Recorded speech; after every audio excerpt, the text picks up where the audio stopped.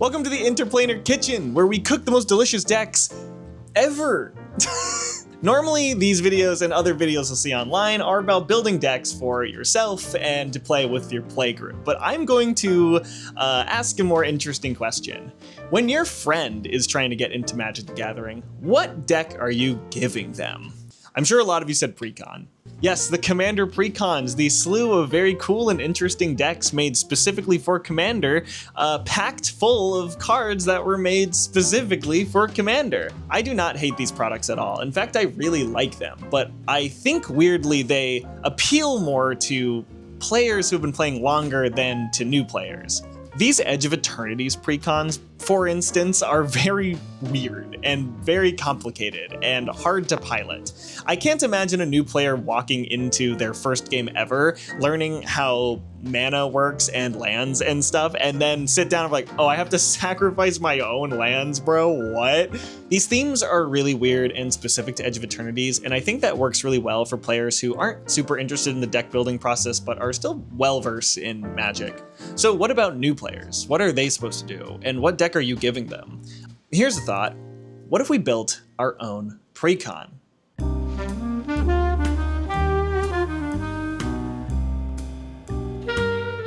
So I did this a while back for my girlfriend. We were trying to get her into Magic, and we were playing with these little standard decks, the Bloomburrow starter decks specifically, and this was a really great way to start. They're super simple, they're easy, they're not powerful, but because we're playing them against each other, it didn't matter. It wasn't until we sat down with an actual Commander pod when things got a little janky. I had a Precon for her, and it was the Cats and Dogs Secret Lair Precon, where you cast a cat, cast a dog, get a cat, get a dog.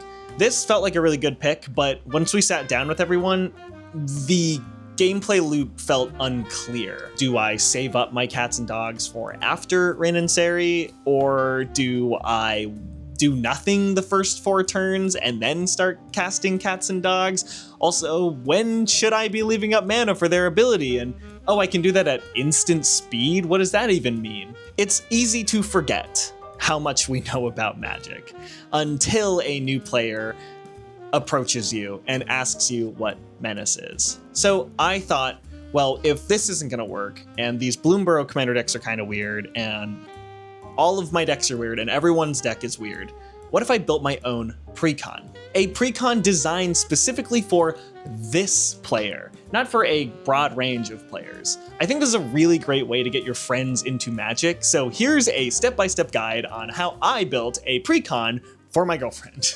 First of all, what is a Precon? A Precon is a starter Commander deck that works out of the box and has a very clear theme and is very easy to use, and also inspires creativity in this new player. Yes, a Precon could just play normally, but it should also teach the new player how to play, if that makes sense. So if you're building a Precon for a friend, you first need to ask yourself, what is the theme? And now I don't mean the mechanical theme. This is a new player after all, so they don't actually know what mechanics they like.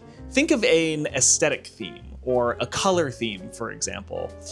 Bailey and I, at the time, were playing a lot of Wingspan, which is a board game about birds. So I thought, well, let's just make a birds deck. My girlfriend is very good at Wingspan, so maybe if I build a deck that is mechanically similar to Wingspan, this could work out. So I got to looking at bird commanders, and the first one I saw, and the last one I saw, was KASTRAL, I'm so bad at remembering these card names. So the first one I saw, and the one that I ended up picking, was KASTRAL, the WINDCRESTED. This is a 5-mana, 4/5 legendary bird scout that has flying, and whenever one or more birds you control deal combat damage to a player, choose one. You may put a bird creature card from your hand or graveyard onto the battlefield with a finality counter on it, put a +1/+1 counter on each bird you control, or draw a card. I thought this was great, and I started cooking, and then I realized, and this is a bit of an aside, so you can skip this, KASTRAL the WINDCRESTED is a mechanical reference to the board game Wingspan. You see, Wingspan, for those who don't know, is a board game about birds where you can do one of 4 things: play a bird card, lay eggs, draw bird cards, or gain food. 3 of these 4 things are represented on the Kastral card, which I think is really fucking cool. I literally couldn't believe how perfect this was. So I realized that with this, I can build a deck based on Wingspan. Easily. If you are looking for a theme for your friend's deck, I think Typal is absolutely the way to go. It is an easy theme that wins games. Just throw goblins on the battlefield, and that's the game plan, and it usually wins. Here it's birds, and yeah, the deck is pretty powerful. The original Kastral deck I constructed was a pretty normal Kastral deck. It used a lot of blink themes and ETB triggers, and you could blink the birds with the finality counters on them to remove the finality counters on them so you could keep getting the birds back. But honestly, in the end, it felt jank and it felt not like something a beginner would be interested in. Imagine explaining blink to a beginner. It doesn't make a lot of sense at first. So I rethought what this deck would be. Instead of building it like a normal Magic deck, I realized that I should build it with cards that are looking for each of Kastral's activations. This is also how Wingspan works, where you put your cards in a line after you take every action. So if you were to draw bird cards, all of the birds in that column would trigger, and you would resolve all of their actions. That is what I tried to recreate with this deck. If you were to draw a card with Kastral's ability, there should be permanents on the battlefield that will trigger because of that. And so a new player can choose which Kastral activation based on which permanents are on their battlefield. That way, a player is not sitting looking at the Kastral trigger and thinking, well, what should I do? They can look at their own board that they created and choose for themselves. Around the same time I was building this deck, I had seen a lot of sentiment for commander templates, ways to build a commander deck so that it's perfect. And while I am pretty skeptical on these, I did find one that I thought would be perfect for building a precon that I do recommend for building a deck for a new player. It is the 8x8 method. It basically says that you should have your commander, 37 lands, and then 8 categories of themes, each with 8 cards in them that will help, that just is your deck. I don't know, I don't know why I'm struggling on saying this. So for example, these themes can be ramp, card draw, removal, protection, goblins if that's your deck, or blink if that's your deck, or cats or dogs. It makes it so that your deck is really consistent. And yeah, 8 draw spells maybe isn't a lot, but luckily, Kastral has card draw on him, so I truthfully didn't care. So here are my 8 themes for this deck. It was draw, ramp, removal, protection, birds, other creatures entering the battlefield, cards that say whenever you draw, and cards that make bird tokens. So kind of just a secondary bird category. There were not many cards that said whenever you put +1/+1 counters on something, so I chose not to have that represented in the categories. I will say, before anyone yells at me in the comments, Danny Pink is in this deck, and yeah, he's fucking crazy. So the game plan of the deck is simple. Play a ton of birds before Kastral comes out, then put Kastral out, attack with all your birds, and then decide what you want to do with Kastral based on who's on the battlefield. For example, if you have the Valley Quest Caller out, which says that whenever a bird enters you scry one, maybe you want to play a bird from your hand with Kastral's ability. Or if you have a Chasm Skulker out, you're probably going to want to draw a card with Kastral.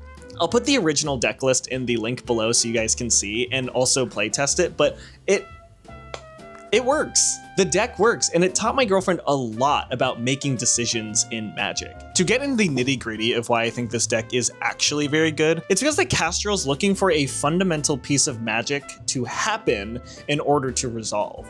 This deck teaches you to attack players. Kastral's asking you to deal combat damage to your players to get a lot of value. And that works really well. It's something the deck was gonna do anyway without Kastral. That's why when looking for commanders for precons that you build, I recommend a couple of the following things. The commander should be asking for a magic thing to be happening, whether that's casting spells or dealing combat damage or just players losing life in general, something that in a normal way progresses the Magic game. I also think that the commander should draw cards specifically. I think ramp in the command zone's fun, but for a precon, I think it's more important to just draw a ton of cards. It's nice if they can just see more cards in their deck, and if the commander is enabling that, so be it. The mana curve on this deck is also really solid, and I kind of did it by accident. You see, you get an opening hand, and a lot of it is small creatures, lands, and ramp. And so it's very clear, oh, well, on turn 1, I can play Healer's Hawk, yeah? And then on turn 2, I can play this Azorius Signet or whatever. And then on turn 3, well, now I have 4 mana, so I can play Danny Pink. And then on turn 4, I can play KASTRAL and attack with the Healer's Hawk, and then put +1/+1 counters on both of my birds and draw 2 cards with Danny Pink. That seems like a very good turn 4. Anyway, some of my favorite cards in this deck. I later found that I had opened a Ledge Shredder in Bloomburrow, and I guess I just didn't recognize the art because it looks weird, but this card goes absolutely crazy in KASTRAL. It's crazy, period, I guess. Cephalid Face Taker, I talked about this one earlier, but yeah, this card fucking rips. It's in here so that it can become a copy of a bird and is unblockable, thus triggering KASTRAL every time. But what I've seen my girlfriend do a lot is either making it a copy of Homunculus Horde or making it a copy of Enduring Curiosity. Those are when you can tell a player has learned like really how to cheese the game. The Bulwark Ox was something that I included, where creatures you control with counters on them gain hexproof and indestructible, and if it attacks while saddled, it puts a +1/+1 counter. This ends up being a pretty good card. Danny Pink, obviously, if you have 5 birds and you choose the +1/+1 counter activation on KASTRAL, you are drawing 5 cards, which is ridiculous. It's Nadu, but a man. Sinu Keen Eye Protector is one of my favorite cards in the deck. My girlfriend still struggles with this one, but I leave it in out of selfishness. It has this weird ability where you can exile it to scry 2 and gain 2 life, and if a legendary creature you control attacks and isn't blocked, you can put Senile onto the battlefield from exile, tapped and attacking. So basically the way this works is you swing someone, let's say someone has a ton of flying blockers, but someone has no flyers at all. You swing KASTRAL at them, they can't block, so after the declare blocker step, Sinu enters the battlefield attacking the player with all of the flyers and can't block, thus getting an extra KASTRAL activation for free. I think me and my girlfriend's combined favorite card and all-around all-star is Shrike Force. It's a 3 mana flying double strike vigilance, and it triggers KASTRAL twice for 1 player. It's really good, and you put +1/+1 counters on it, and it's even better. The other card I've seen win a ton of games is the Leyline Axe. It's just a game ender, or it's fucking phenomenal. Just start with your opening hand because it comes down for free. Basically, I had a lot of fun building this deck, and my girlfriend has had a lot of fun playing it.